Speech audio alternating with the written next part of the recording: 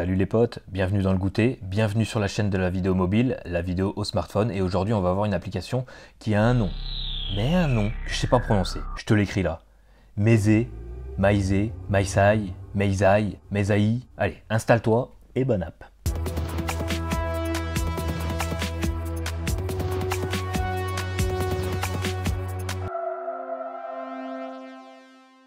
Alors, cette appli dont on ne peut pas prononcer le nom, c'est quoi? En gros, c'est une appli de filtre vidéo orientée réalité augmentée. Elle utilise un peu le même principe que pour les photos en mode portrait avec le bokeh.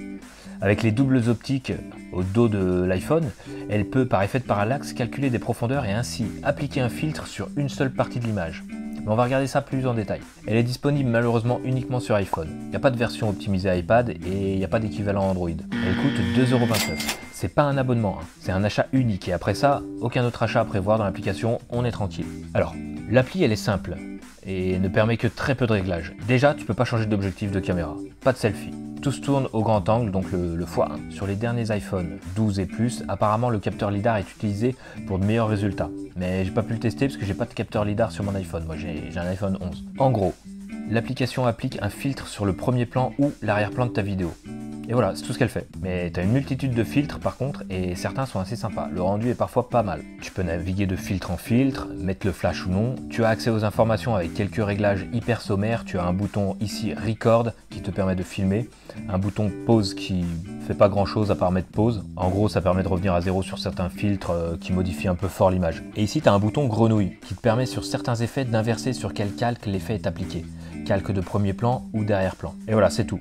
Mais j'adore cette appli, elle a des effets vraiment sympas et je pense que je vais envisager de faire un petit court-métrage avec certains filtres présents ici. Il n'y a pas d'import possible de vidéo, tu ne peux faire que des tournages depuis l'application pour exporter ensuite dans la pellicule. D'ailleurs, attention, chaque enregistrement est limité à 1 minute maximum. C'est dommage mais bon, je trouve que c'est pas trop contraignant car j'envisage cette appli surtout pour soit des réseaux sociaux, soit de la fiction. Et c'est des plans souvent en dessous de la minute. Alors, la vidéo générée est de résolution de 2436 par 1126. Je te parle en pixels ici, c'est quasiment du 2K et elle est générée en 55 images par seconde. Dans les réglages on peut réduire la qualité mais je vois pas d'intérêt. Alors ne me demandez pas pourquoi ces spécifications, pourquoi du 55 images par seconde et du presque 2K et pas au-dessus, c'est comme ça. J'imagine que les programmeurs ont essayé de faire au maximum car ce genre de vidéo avec des filtres de profondeur demande pas mal de ressources, pas mal de puissance. Alors pourquoi cette appli? À qui elle s'adresse? Bah comme je te le disais, c'est soit pour se marrer, faire des vidéos que tu envoies à tes potes, soit pour les réseaux sociaux, faire des trucs originaux, pas déjà vus 1000 fois avec les filtres de base des Instagram et compagnie. Ou, comme moi, envisager de la fiction, avec des effets sympas. Regarde, je te montre tout de suite un exemple de ce qu'on peut faire. Regarde bien, c'est sympa.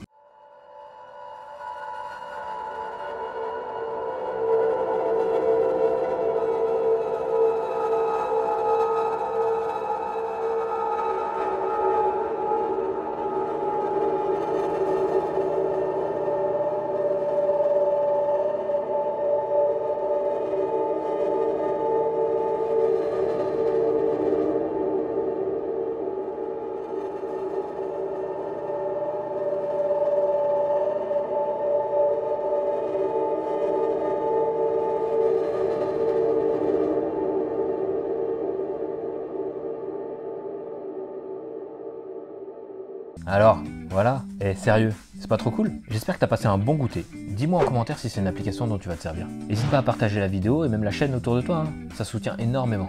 Et on fait pas que des goûters, hein. On a aussi des apéros en temps normal sans Covid.